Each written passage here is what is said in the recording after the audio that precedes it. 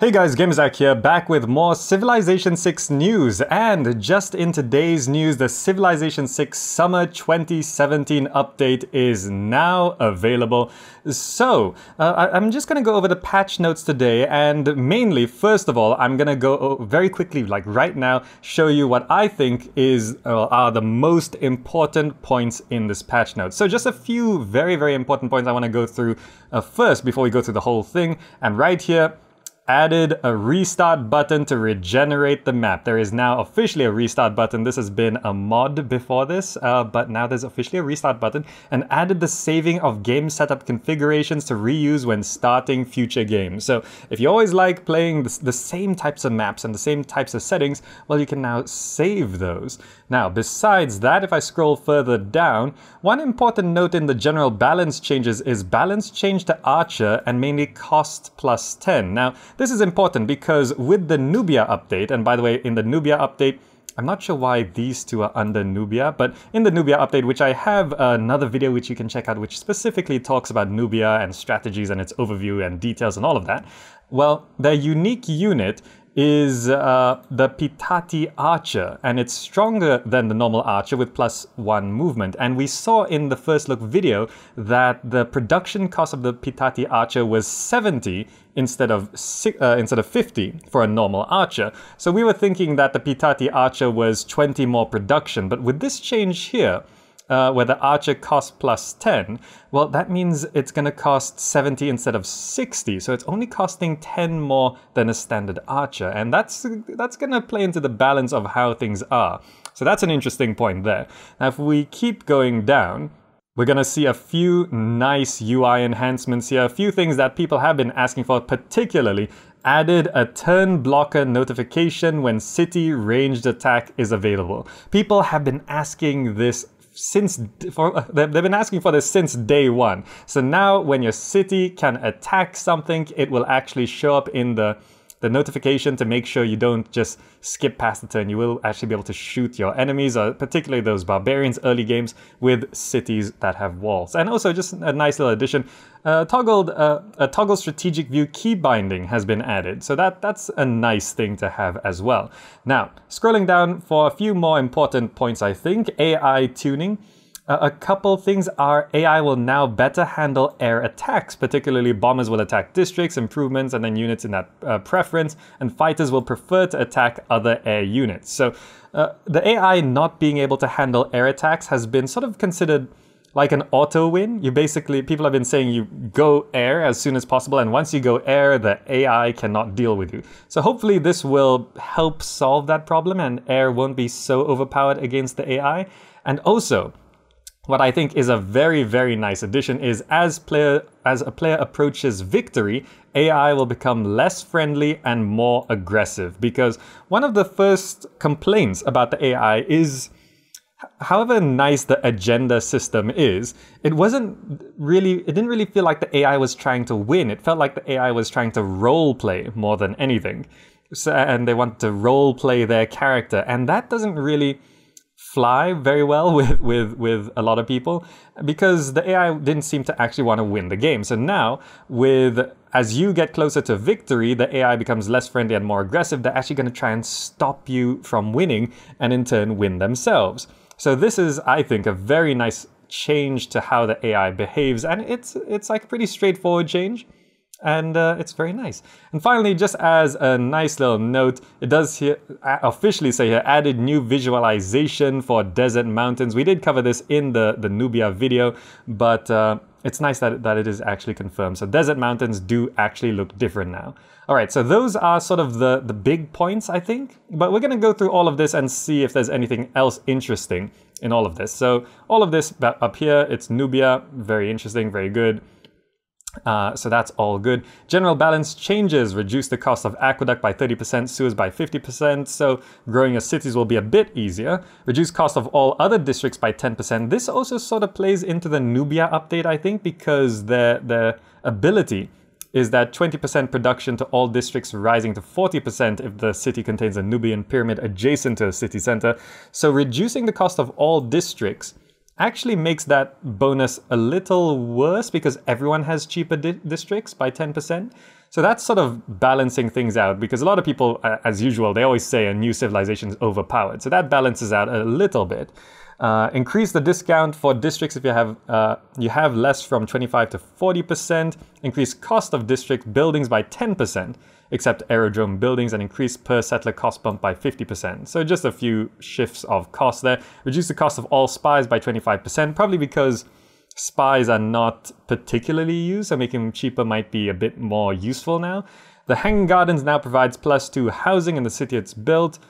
So all of this is really affecting the growth of cities here. Walls now provide tourism and do not have maintenance. So this is going to play into the Nubia update as well, because Nubia wants to go masonry really quickly. And also with the Nubian archers being produced so quickly with the production bonus to ranged units, walls actually are very important defending against ranged units. So if you're near Nubia, or you are Nubia, you're going to want to have walls pretty quickly. Battering ram and siege towers now upgrade to the medic support unit and are no longer functional against city with urban defenses. So that sort of just sends them up into something. Gave St. George an additional charge, just a small change there. Updated monarchy's medieval wall bonus to +50% production towards defensive buildings, +1 housing for each level wall. So making walls even better there. I think, yes.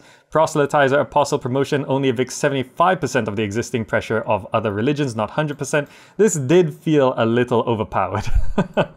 When I was playing a religion game, using the Proselytizer Apostle to just completely clear out a city of another religion, it felt a little powerful. And you kind of had to overvalue these, and you just really wished you'd get more of them.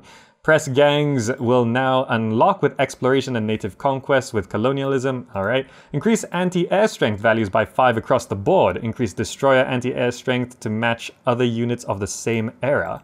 So although air in general is just easier to deal with, especially from the AI perspective, they'll deal with it better, and anti-air is stronger. We went over the balance change to the archers, but also the Mariano Chariot Archer costs less and is more powerful. So that's a important note there. Also the Mariano Chariot Archer is from Egypt, so on real world start locations, you're going to have Egypt versus Nubia for sure. And also in the new scenario, the Gifts of the Nile scenario. So having the Mariano Chariot Archer costing less and being more powerful, it's going to go against the Nubian Pitati archers. So I suppose this is to make sure the unique units are sort of balanced. Increase the cost to repair city outer defenses. So walls are better, but more expensive to repair. And moved urban defenses from civil engineering to steel. Just a shift there. All right. So Civ and leader specific balance changes. Norway Thunderbolt of the North gains +50% production of naval melee units. Stave Church gains +1 production for all coastal resources in the city.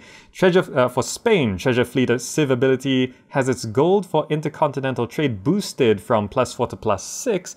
Mission increased from +1 science to +2 science if next to a campus. So they're adding in more adjacency bonuses in this next update. Considering Nubia and things, so, and also like adjacency to coastal things, that sort of thing. Scythia's healed down from 50 to 30, so this is another balance change. They're probably in relation to the others. Congo, 50% more great people points rather than double, and a slight nerf there. Greece, award an envoy whenever they complete an Acropolis, okay. France, Catherine's Flying Squadron now awards a free spy when the extra capacity is earned at castles. All spies start as agents with a free promotion. So boosting up France's spy abilities there. Under map generation, aluminium may now appear on plains. Increased lake generation. That's just a nice little change there. We'll have more lakes. Updated bonus and strategic sea resource generation. Okay, fixed river generation on inland sea maps. So I guess rivers are just fixed. UI enhancements, probably one of the more important categories here. Combat preview UI has received multiple improvements. Okay, that's just good. The Civilopedia now shows a number of spies envoys granted by a civic. Useful. Multi-turn unit movement paths shown when unit reselected. That's just a nice little thing to have there. I love that. Add relationships tab to city-state intel reports, which displays the city-states at war status with other civs. Okay, that's useful. A pop-up box is now used to modify deal item values. Okay. Added leader dialogue for gifts and demands. So that's a nice little aesthetic change. Scenarios no longer display extraneous UI screens. Very handy. Just sort of cut out the bloat when it's not needed. Reports now display great works, adjacency, and district information. So more information on adjacency, it seems. And just in general, there is actually a big focus on adjacency bonuses in this update. Trade route chooser automatically selects previously completed trade route. Look at that. This is something that was in CQUI, the mod, and a few other mods as well. And this is just a nice addition to having it in the base game. It's something that everyone just wants, so trade route management is going to be better now. Additional improvements to the trade route chooser, very good. Added a turn blocker. Oh no, we went over this just now. A very important one there. Tech and civic boost now additionally appear in the notification panel above the turn advancer. Okay, that's just handy, I guess. And strategic view key binding has been added. Now, under diplomacy, enhancements added tooltips explaining why you can and cannot declare each kind of war or undertake another diplomatic action. This is very handy because understanding why you couldn't declare a certain kind of war, like especially for formal war, sometimes it was unclear why you could and why you couldn't. So having explanations is always handy there. Are you sure you want a denounce confirmation added? That's just nice to make sure you don't accidentally denounce someone. Liberation changes. Liberating cities can now occur even if you got the city in a deal. Peace deals are the most common case of this, all right? A case where the Persian player didn't see seed or return besides cities on the peace deal screen has been fixed. Okay, that's just a nice fix. When you liberate a city-state, your military units are only kicked back from the first ring of hexes around the city. You aren't ejected from the territory entirely. So that's just nice, I suppose. You did liberate it, and they shouldn't kick you out. Now, under AI tuning, for every update, people are always asking for better AI. Let's see if it is actually improved enough this time around. So improved AI ability to move great works around to get theming, that's good, makes them smarter. Better handling air attacks, very good, we went over that. Improved desire to pillage cities. So I did say in my Nubia video that Nubia was a very good target to pillage because of how they are. And it seems like the AI will be trying to pillage a bit more now. Improved city planning with regard to adjacency bonuses. So again, more adjacency bonuses in this update. During city attacks, concentrate unit attacks on more threatening units rather than spreading out. This is going to make attacking AI a bit tougher. Fix the bug that resulted in the AI overestimating the value of demand tribute. Okay, that's just fixing a bug, always good. Adjusted AI acceptance of embassies to be a bit more like what they already do for delegations. Okay. Specifically, they probably will reject it if they're unfriendly. Will accept at neutral unless they have any other reasons against it, close balance, and will generally accept it at friendly unless they have a strong reason against it. So just accepting embassies makes more sense now, I suppose. In evaluating deals, the AI will mark elements that are unacceptable at any price and expose that to the player. This is going to be handy because you don't want to be like asking for something and you constantly keep trying to give something and they just keep saying no. This just makes trade a little faster with the AI, I think. A bit nice to know that. Improve ability to utilize city-states beyond just suzerainty. That's very good. And as player approaches victory, AI becomes less friendly and more aggressive. One of my favorite parts of this update. Now, under multiplayer, improved stability after receiving multiplayer join error. That's good. Fixed unnecessary host migration when exiting a LAN game. That's very good. Fixed an occasional hang during wars and dynamic turn mode. Yep, that's good. Miscellaneous UI fixes and stability improvements. So just generally all multiplayer is slightly better now. Not the most stable, but hopefully this fixes some problems. Now on to bug fixes. Fixed an issue where plot tooltips would show when we don't want them to. Yeah, that is actually something that was annoying me quite a lot. The plot tooltips would show, and I wouldn't want them there, and they just sort of got in the way. So this is a very nice little fix that fixed multiple issues with air combat. It doesn't specify what the issues were and what was fixed, but making air combat better is a good thing. City banners were not reacting to population changed events, so good, fix that. Barbarian camp art will now update as the game progresses into later eras, so that's good. Fixed an issue where pillaging improvements lost their Pantheon bonuses forever. I didn't realize that was happening. Good that it's fixed. District repair costs now computed properly based on both game speed and start era will always be 25% of the cost of creating a new district of that type. Okay, good.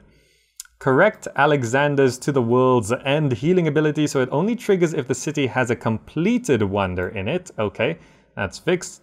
Wonders should always be repairable after they've been hit by a nuclear blast. Fantastic. Fixed issues with report screen totals not adding correctly. Very good. And general additional bug fixes. And under miscellaneous, just the new desert mountains. So overall, this seems like a good update. There's some really nice changes. The balance changes here do play a lot into adding Nubia as a civilization. You can see that. And also, overall, there's this sort of general feeling of adjacency bonuses and air combat being tweaked. And under the UI enhancements, some things that we've been asking for ages, basically since release. Diplomacy enhancements, just a few nice things. AI tuning, some very nice things there. Not sure if the AI is going to be perfect. You know, it's probably never going to be perfect, but this is going to be better. So I would like to know from you guys after you play some games under this new the new summer patch, if you think the AI is acceptable or not acceptable. And just in general, yeah, it's good. So what do you guys think of the summer 2017 update for Civilization 6? I think it's pretty good. It's a nice list of updates. I wish updates would come more often than seasonal, but at least there are updates coming and they are fixing issues. So do let me know what you think of all of these things and particularly the big points of this update. I'd love to know your opinions. And also go check out my video on Nubia as a civilization. I talk about some strategy there and some interesting points. And let me know what you think of Nubia as a new civilization as well. Love to know what your opinions on all of this. Anyway, that is a quick video on Civilization 6 Summer 2017 update, which is now available as it says right there at the top. Hope you enjoyed this video and found it useful. Thank you so much for watching, and I'll see you in the next video.